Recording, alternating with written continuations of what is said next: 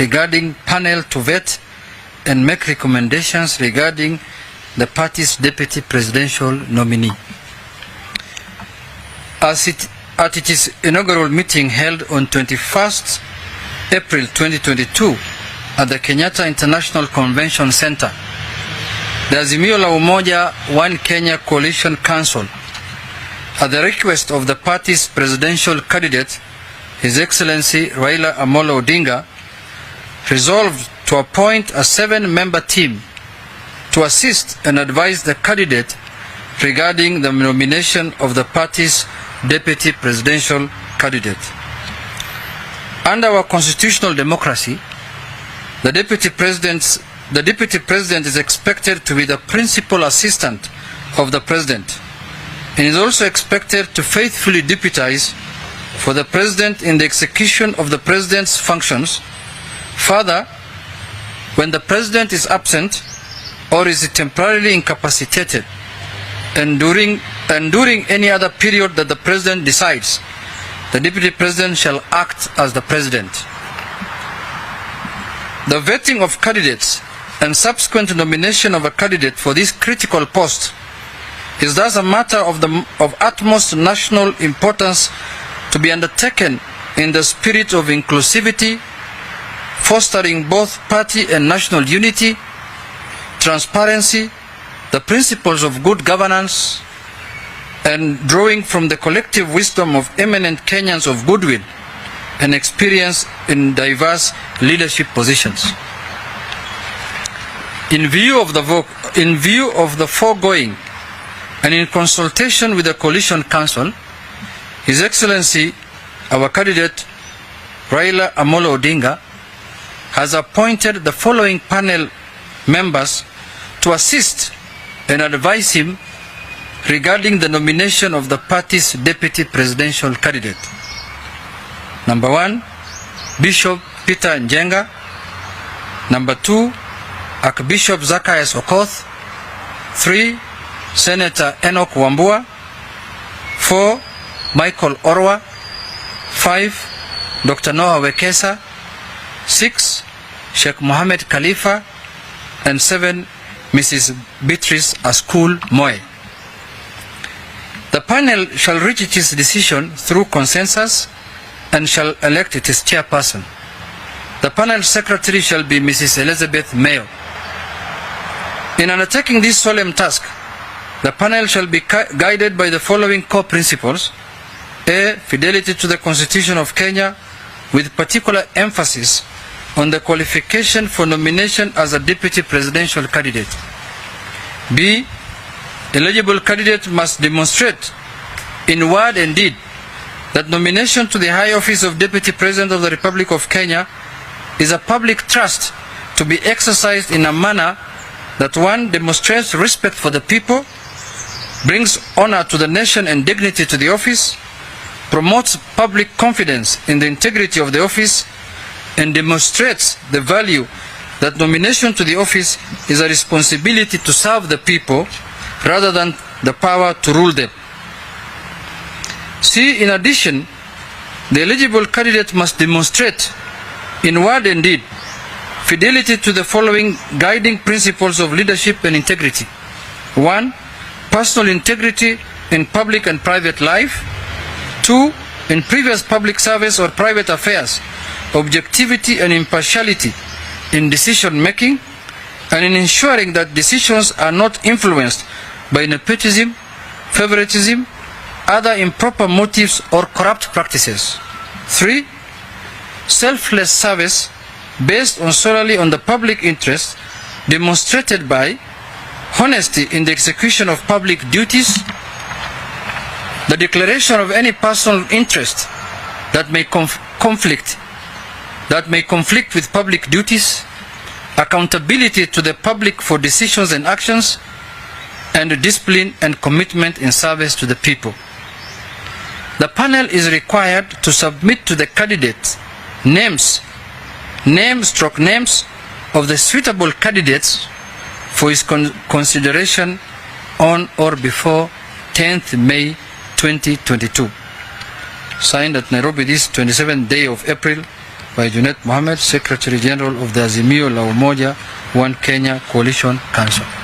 End of statement. I think it's very clear, isn't it?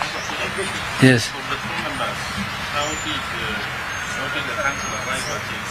Of the seven members, who are the principals, who are the names and the people? So, how many were fronted by the ODM leader, the president, and the My statement is very clear. It's written in English. I've told you that the panel was appointed by the presidential candidate.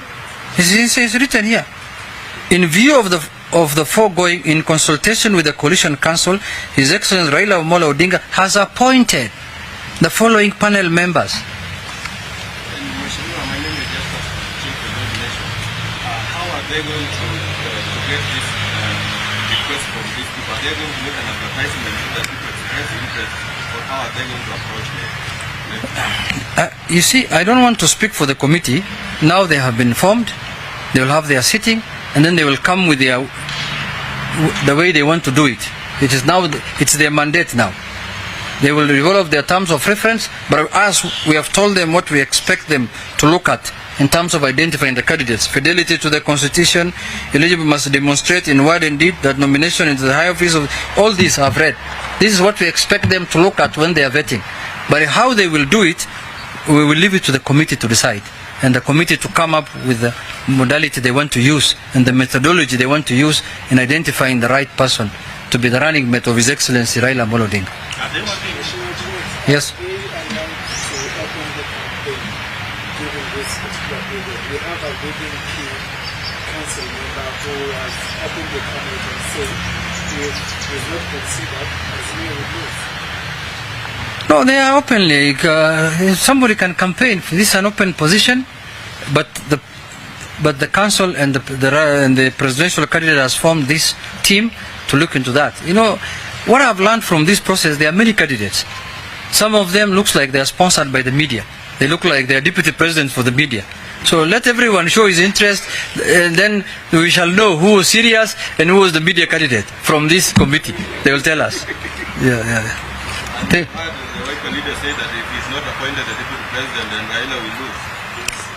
Yeah, but you know, I'm not the Wiper leader. You know that. I'm the Secretary General of the Azimio One Kenya. I cannot speak for anyone. Yeah, I can only speak for Azimio One Kenya coalition. That's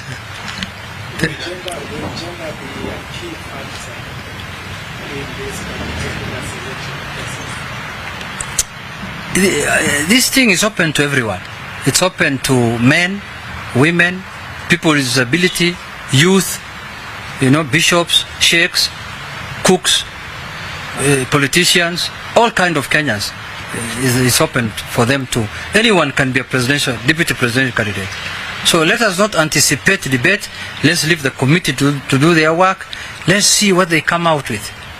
Let's not do the work of the committee in this press conference. They are men and women who are capable, who have the capacity to do this work. And the Prime Minister has faith in them. So let them do their work. Whatever report they bring, we will share with the country. And that's what will guide going forward on how the issue will be concluded. My last one from you, in as much as this is a very open process, but we have what we call key caucuses in the Azimio Umoja One Kenya. Is there a part already that, determines who will be the candidate, regardless of the candidates? You see, we cannot do an exercise in futility. If we have any other method of doing it, we will not have appointed this committee. By appointing this committee, it demonstrates to you that this is the method that the candidate has decided to use in identifying his running mate. So if there was any other process, we will not have called you here to take you through this process when we know that there's other process that we want to use.